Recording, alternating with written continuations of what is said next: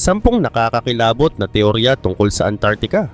Ang Antarctica ay isang kontinente sa pinakatimog na bahagi ng mundo na kilala sa matinding kalikasan, kaya kakaunti lamang ang nilalang na maaaring mabuhay dito. Ngunit maraming teorya ang umiikot dito na hanggang ngayon ay nananatili pa ring palaisipan sa mga scientist. Kung kaya't sa video na ito ay tutuklasin natin ang 10 mga teorya na may kaugnayan sa Antarctica. Kaya naman simulan na natin.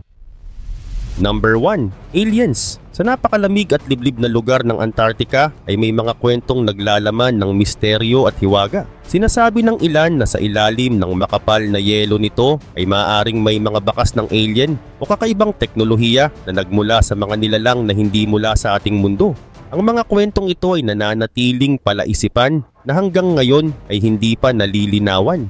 Noong 1940s, si Admiral Richard Byrd, isang kilalang explorer, ang nanguna sa isang misyon na tinawag na Operation High Jump. Ayon sa opisyal na ulat, layunin ng ekspedisyong ito na pag-aralan ng Antarctica at magtayo ng military base. Pero may mga nagsasabi na may kakaibang bagay na natuklasan si Byrd sa ilalim ng yelo. Ito ang mga teknolohiyang tila mas advanced kaysa sa kahit anong mayroon sa mundo noon. Maliban dito, isa sa pinaka-pinag-uusapan ay ang Lake Vostok na isang napakalaking lawa na natatakpan ng yelo sa loob ng milyon-milyong taon. Ang tubig dito ay nananatiling hindi pa naaabot ng liwanag ng araw.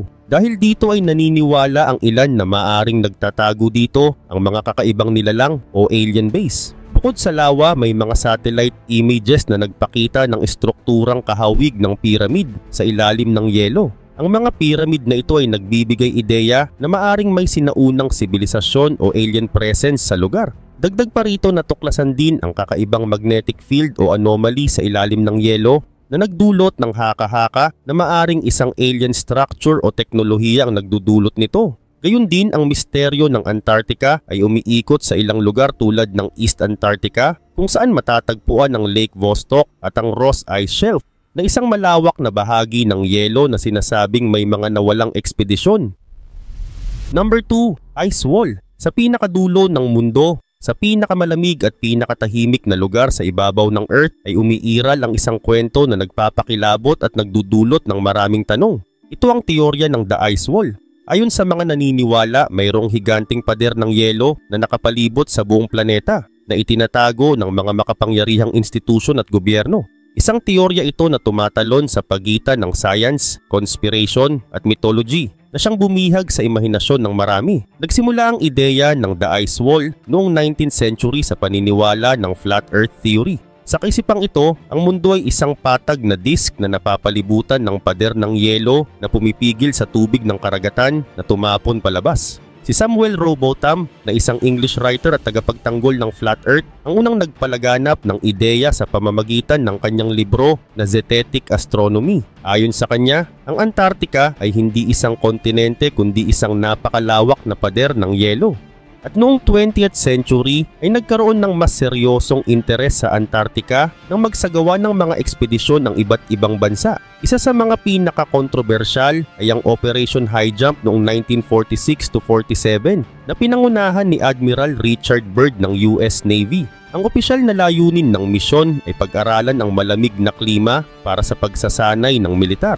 Ngunit marami ang naniniwalang natuklasan nila ang isang bagay na hindi maipaliwanag: ang napakalaking pader ng yelo na parang hindi gawa ng kalikasan. Samantala, para sa mga naniniwala sa teorya, ang The Ice Wall ay isang pader ng yelo na umaabot sa taas na 200 feet at napakalawak na tila walang katapusan. Ayon sa kanila, ito ang dulo ng mundo, isang harang na hindi pwedeng lagpasan ng sinuman. Ito ang bantay na pumipigil sa mga tao na matuklasan ang tunay na anyo ng Earth. Subalit ayon sa agham, ang nakikita sa Antarctica ay mga ice shelves o malalaking piraso ng yelo na nakalutang sa dagat. Ang Ross Ice Shelf halimbawa ay isa sa pinakamalaki na umaabot ng higit 800 kilometers ang lapad. Natural ang pagbuo nito dulot ng malamig na klima at pag-ipon ng yelo sa loob ng libu-libong taon. Ngunit para sa mga naniniwala sa The Ice Wall, ang ganitong paliwanag ay bahagi ng pagtatakip ng katotohanan. Number 3. Atlantis. Sa loob ng libu-libong taon, ang Atlantis ay naging isang alamat na puno ng misteryo. Ito ay isang maalamat na sibilisasyon na nawawala, pinarusahan ng mga Diyos at nalunod sa kalaliman ng dagat. Ngunit sa modernong panahon ay lumitaw ang isang nakakakilabot na teorya na ang Atlantis ay maaaring hindi nalunod kundi natakpan ng yelo sa pinakamatinding sulok ng ating mundo, ang Antarctica.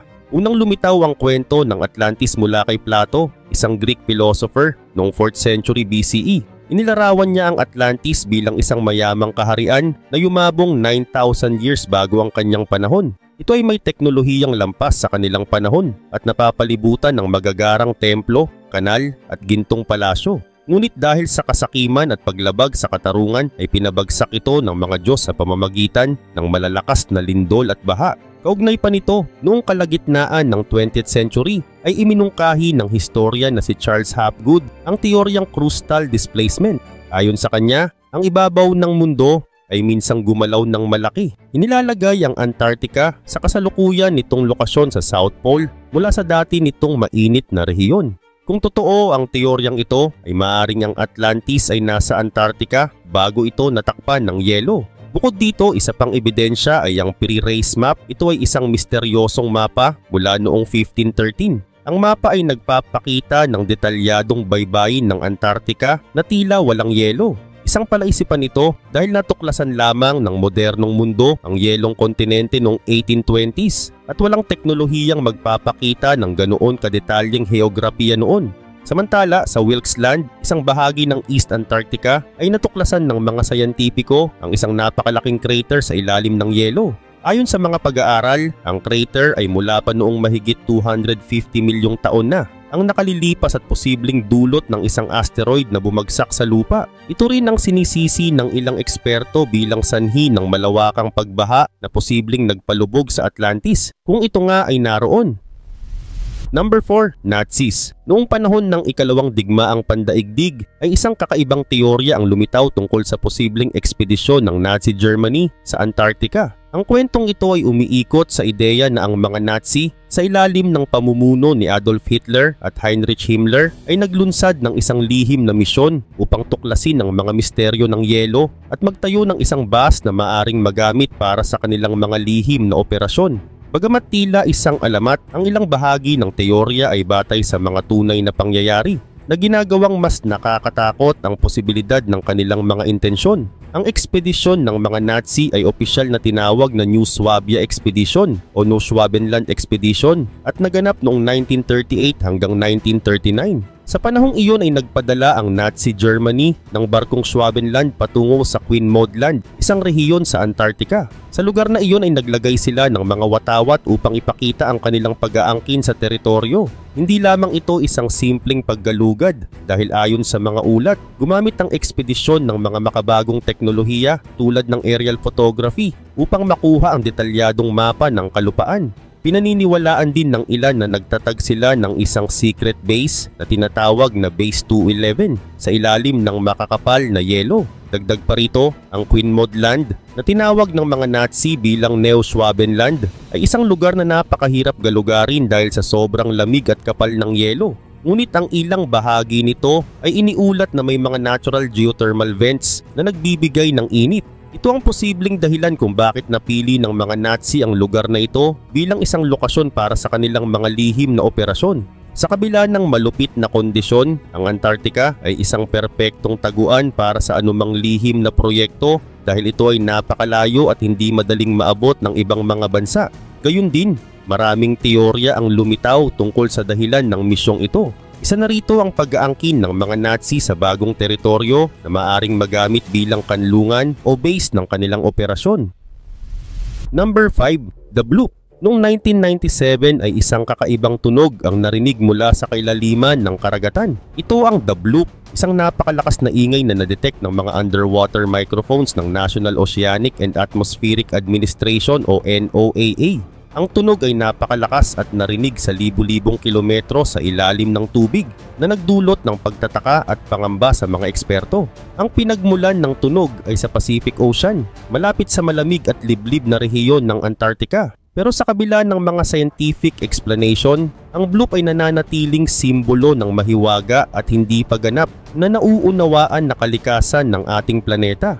Samantala, ang The Bloop ay natuklasan gamit ang hydrophones, mga espesyal na microphone sa ilalim ng tubig na orihinal na ginawa para subaybayan ang mga submarine noong panahon ng Cold War. Sa gitna ng kanilang pagsusuri ng tunog sa ilalim ng dagat ay biglang narinig ang isang malakas at kakaibang ingay. Ayon sa National Oceanic and Atmospheric Administration, ang tunog ay may sobrang lakas na maaari itong marinig sa higit 5,000 kilometers. Agad itong pinangalan ng The Bloop dahil sa kakaibang bloop na tunog na narinig. Ang tunog ay nagmula sa isang malawak at napakalalim na bahagi ng Pacific Ocean, malapit sa Antarctica. Sa ganitong kalayuan, ang mga posibilidad ng pinagmulan nito ay tila walang hanggan. Ang tanong na ano ang nagdulot ng The Bloop ay nagbigay daan sa maraming teorya mula sa mga higanteng hayop hanggang sa natural phenomena. Noong una, ang The Bloop ay inakala ng maraming sayantipiko na gawa ng isang napakalaking nilalang na naninirahan sa kailaliman ng karagatan. Isang teorya ang nagsabing ito'y posibleng mula sa isang nilalang na mas malaki pa sa blue whale, ang pinakamalaking hayop na kilala ng tao. Dahil sa laki ng tunog ay marami ang nag-isip na may isang nilalang na hindi pa natutuklasan sa kailaliman ng dagat. Habang ang iba naman ay nagbigay ng mas madilim na interpretasyon. Ang tunog ay iniuugnay sa alamat ng Cthulhu na isang nilalang mula sa mga katang-isip ni H.P. Lovecraft. Ayon sa mga kwento, ang Cthulhu ay naninirahan sa ilalim ng karagatan sa isang lugar na tinatawag na Arlie, isang syudad na puno ng misteryo at panganib. Ngunit noong 2000s ay nagbigay ang NOAA ng mas makatotohanang paliwanag na ang tunog ay posibleng sanhi ng isang ice quake o ang pagbitak ng malalaking tipak ng yelo sa Antarctica. Number 6. Hollow Earth. Noong panahon na unti-unting natutuklasan ang iba't ibang bahagi ng mundo ay may isang kakaibang teorya na naging usap-usapan at ito ang Hollow Earth. Ayon dito, may malaking space sa ilalim ng ating mundo na parang isa pang mundo. Sinasabi na dito raw nakatira ang mga hindi pa nakikitang nilalang at sibilisasyon. Samantala noong 1818 ay isang retired soldier na nagngangalang John Cleves Simes Jr. ang nagpakalat ng idea na ang ating mundo ay hollow sa loob. Ayon sa kanya, may dalawang malaking butas, isa sa North Pole at isa sa South Pole, na daan papunta sa ilalim ng mundo. Sa kanyang pananaw ay may kakaibang mundo sa ilalim ng lupa na hindi pa nadidiskubre ng mga tao. Kaugnay pa nito ay plano din ni Simis na magpunta sa Antarctica para patunayan ang kanyang idea. Ngunit dahil sa kakulangan ng suporta at pondo ay hindi ito natuloy. Kahit hindi niya naipakita ang ebidensya, ang kanyang idea ay patuloy na pinag-usapan at naging inspirasyon ng iba't ibang teorya tungkol sa Hollow Earth. Gayun din naman noong 1946 ay pinamunuan ni Admiral Richard E. Byrd ang isang ekspedisyon sa Antarctica na tinawag na Operation High Jump. Ang misyon ay para pag-aralan ang yelo at alamin ang posibleng mga gamit nito para sa military ng Amerika. Ngunit may mga ulat na nagsasabing may kakaiba siyang naranasan sa kanyang paglalakbay. Ayon sa mga kwento, si Byrd umano ay nakakita ng isang lugar sa Antarctica na parang ibang mundo. May mga puno, hayop na hindi kilala at mga nilalang na hindi tao ngunit nakipag-usap sa kanya. May mga nagsasabing isinulat niya ito sa isang lihim na diary, ngunit itinatanggi ito ng gobyerno ng Amerika. Ngunit sa kabila ng kawalan ng opisyal na ebidensya ay naging sikat ang kwento ni Byrd sa mga naniniwala sa teorya ng Hollow Earth. At noong 1930s bago ang World War II ay nagsagawa ng ekspedisyon ng Nazi Germany sa Antarctica. Pinamunuan ito ni Alfred Richer at tinawag nila ang bahagi ng Antarctica na kanilang pinuntahan na Neuschwabenland. Ayon sa ilang teorya, ang layunin ng mga Nazi ay hanapin ang sinasabing daan papunta sa Hollow Earth. Naniniwala ang ilan na ang Nazi ay may interes sa mga mysterious energy at technology na maaring nasa ilalim ng lupa. Number 7. Area 51. Sa gitna ng Nevada, USA ay matatagpuan ang Area 51 na isang lugar na kilala sa mga kwento ng lihim na technology, UFO at alien. Ngunit ayon sa ilang teorya, ang misteryong nakapalibot sa Area 51 ay hindi natatapos sa disyerto. Samantala, noong 1955 ay itinayo ng gobyerno ng Amerika ang Area 51 bilang isang lihim na base para sa pagsubok ng mga bagong eroplano tulad ng U-2 spy plane. Ang lugar ay napapalibutan ng disyerto at mahigpit na binabantayan. Hindi rin maaring basta pumasok ang mga tao kung kaya't maraming haka-haka ang lumabas. Sinasabing dito raw pinag-aaralan ang UFOs, alien technology at iba pang bagay na hindi sinasabi sa publiko. Habang nakafocus ang atensyon ng mga tao sa mga UFO, at alien sa Area 51 ay may mga teorya na nag-uugnay dito sa isang mas malaki at mas malamig na misteryo, ang Antarctica. Kaugnay nito, ang Antarctica ay isang napakalawak na lugar na natatakpan ng yelo. Sa unang tingin ay mukhang wala itong laman maliban sa yelo at lamig. Pero sa ilalim ng yelo nito ay natuklasan ng mga scientist ang ilang kakaibang bagay. Isa na rito ang Wilkes Land Crater na isang napakalaking hukay na posibleng resulta ng pagtama ng isang asteroid milyong taon na ang nakalipas. Sinasabi rin na may mga underground lakes tulad ng Lake Vostok na posibleng may kakaibang organisms na hindi pa natin nakikita. Dahil sa mga natuklasang ito ay naging sentro ng maraming teorya ang Antarctica. Sinasabi ng ilan na may mga alien base o mga advanced technology na nakatago sa ilalim ng yelo. Ito ang nagbigay daan sa teoryang may kaugnayan ng Antarctica sa Area 51. Ayon sa ilang haka-haka, ang Area 51 ay hindi lang lugar para sa mga eksperimento sa eroplano. Sinasabing ito rin ang base ng mga proyekto na may kaugnayan sa mga natuklasan sa Antarctica. Noong panahon ng Cold War ay maraming bansa, kabilang ang Amerika, ang nagsagawa ng mga misyon sa Antarctica. Ang mga misyong ito ay opisyal na para sa pananaliksik, ngunit may mga nagsasabi na may mas malalim na dahilan sa likod nito. Ayon sa ilang teorya, ang Wilkes Land Crater at mga underground lakes ay posibleng naglalaman ng mga advanced technology o ebidensya ng alien life. Ang mga natuklasang ito ay maaring dinala sa Area 51 para itago at pag-aralan ng lihim. Number 8. The Pyramids, sa pinakamalamig at pinakamalayong bahagi ng mundo. Sa ilalim ng makakapal na yelo ng Antarctica ay may natagpo ang hugis na tila mga pyramid. Sa gitna ng Ellsworth Mountains, na isa sa mga pangunahing bulubunduki ng Antarctica, ay natuklasan ng tatlong structures na may symmetrical form na kahawig ng mga pyramid ng Egypt. Ang kanilang perfect shapes na may matutulis na gilid at maayos na angle ay tila ginawa ng tao, imbes na natural na anyo ng kalikasan. Samantala, unang napansin ang mga pyramid noong 1990s sa pamamagitan ng satellite imagery. At noong 2012 ay naging mas malinaw ang mga larawan sa tulong ng mas makabagong technology tulad ng drone exploration. Nang makita ang structure ay mabilis itong naging usap-usapan ng mga scientists at mga taga-suporta ng iba't ibang teorya. Ang iba'y naniniwala na ang Antarctica ay minsang lunti ang lupain bago ito natabunan ng yelo. Ayon sa mga pananaliksik, ang kontinente ay maaaring walang yelo mga 15 million years na ang nakararaan, kung kaya't posible umanong nagkaroon ng sibilisasyon dito na nagtayo ng mga piramid. Subalit ang iba naman ay naniniwala sa mas makabago ngunit kontrobersyal na ideya, ang posibilidad na ang mga piramid ay hindi gawa ng tao, kundi likha ng mga extraterrestrial beings. Gayun din naman ay maraming teorya ang nauugnay sa mga piramid ng Antarctica. Isa na rito ang teoryang Earth crust displacement na isinulong ni Charles Hapgood. Ayon sa kanya, nagkaroon ng pagbabago sa posisyon ng crust ng mundo, kung kaya't ang Antarctica na dati nasa mas maiinit na rehiyon ay nalipat sa kasalukuyang posisyon nito sa South Pole.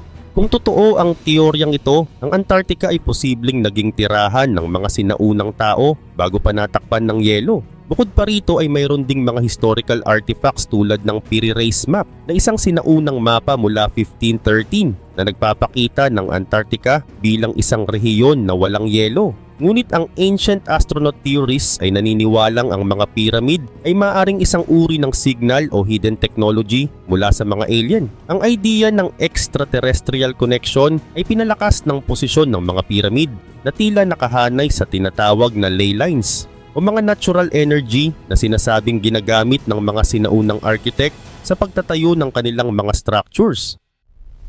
Number 9. The Big Melt. Ang The Big Melt ay tumutukoy sa mabilis na pagtunaw ng yelo sa Antarctica. Sa mga nakaraang dekada ay nakita ng mga eksperto na unti-unting nawawala ang mga glacier at yelo sa rehiyon. Samantala, isa sa mga pinakamalaking sanhi ng The Big Melt ay ang pag-init ng karagatan. Ang init mula sa greenhouse gases na ibinubuga ng mga factory, sasakyan at iba pang activities ay naipon sa atmosphere at nagpapainit sa tubig sa ilalim ng mga glacier. Dahil dito, ang yelo ay unti-unting natutunaw. Ang Thwaites Glacier sa Antarctica na tinatawag ding Doomsday Glacier ay isang halimbawa ng mabilis na pagtunaw. Ayon sa mga eksperto, kung tuluyang matutunaw ang glacier na ito ay maaaring tumaas ang sea level ng hanggang 3 meters. Ito ay magdudulot ng malawakang pagbaha sa mga lungsod sa buong mundo. Gayun din naman sa ilalim ng makapal na yelo ng Antarctica ay natuklasan ng mga scientists ang mga tinatawag na ice rivers o mga agos ng tubig mula sa natutunaw na yelo. Ang tubig na ito ay umaagos sa ilalim ng mga glacier at nagpapabilis pa ng pagtunaw ng yelo sa paligid. Ang mga glacier na tumagal ng libu-libong taon ay mabilis na naglalaho sa loob lamang ng ilang dekada.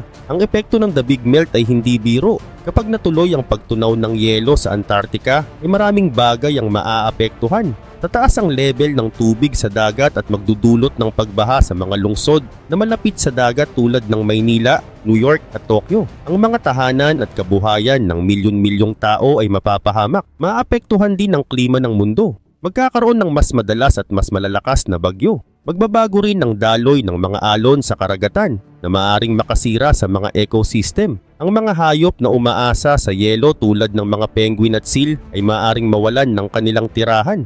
Ang kanilang populasyon ay maaaring mabawasan o tuluyang mawala. Bagamat seryoso ang sitwasyon, may magagawa pa tayo upang mapigilan ang patuloy na pagtunaw ng yelo. Maraming bansa at organizations tulad ng United Nations ang nagsusulong ng mga solusyon. Kabilang dito ang pagbawas sa paggamit ng fossil fuels, pagtitipid ng energy at pagtatanim ng mga puno upang mabawasan ang greenhouse gases. Maging ang mga simpleng bagay na ginagawa natin tulad ng pagre-recycle at paggamit ng mas kaunting kuryente ay makakatulong para mapabagal ang pag-init ng mundo.